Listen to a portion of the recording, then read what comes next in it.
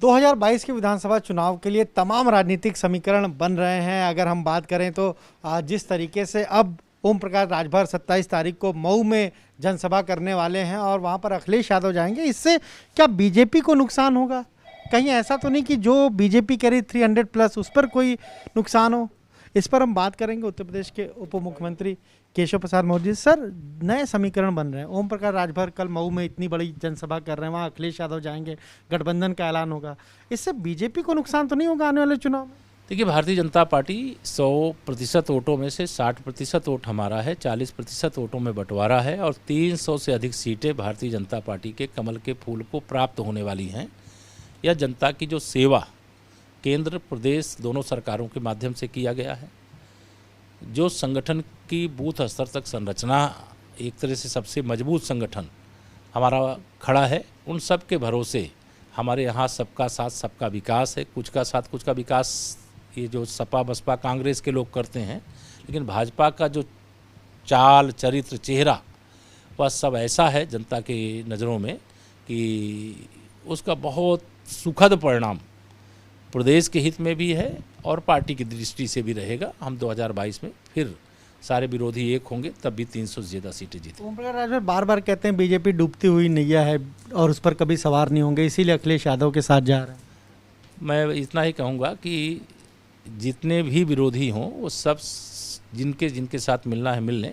Bharatiya Janata party स्वयं अपने गठबंधन साथियों के साथ बहुत शक्तिशाली है और जनता का आशीर्वाद हमारी पार्टी को प्राप्त है। जिन लोगों के द्वारा भी जो भी दावे किए जा रहे हैं उस पर मेरी तरफ से कोई बहुत टिप्पणी की आवश्यकता नहीं है, लेकिन हम अपने संगठन पर अपने काम पर ध्यान दे रहे हैं और उसी के भरोसे हमने 2014 से लगातार विजय प्राप्त की है, 2022 में भी प्राप्त करेंगे। दिल्ली के मुख्यमंत्री आज अयोध्या गए, उन्होंने कहा कि दिल्ली में हम सुविधा शुरू करेंगे फ्री अयोध्या यात्रा की। यूपी में सरकार बनेगी तो सबको फ्री में अयोध्या ले जाएंगे।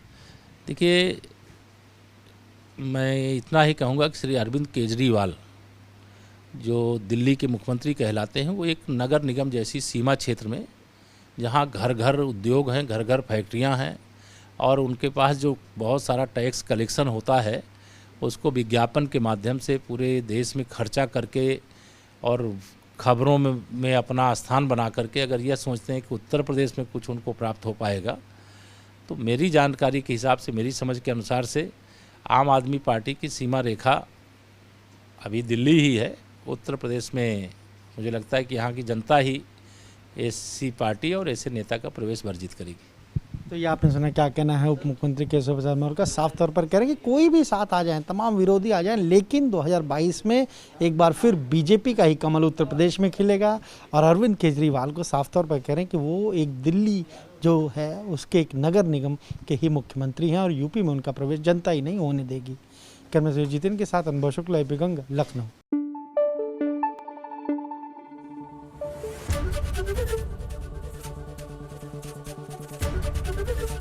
एबीपी गंगा, खबर आपकी, जुबान आपकी।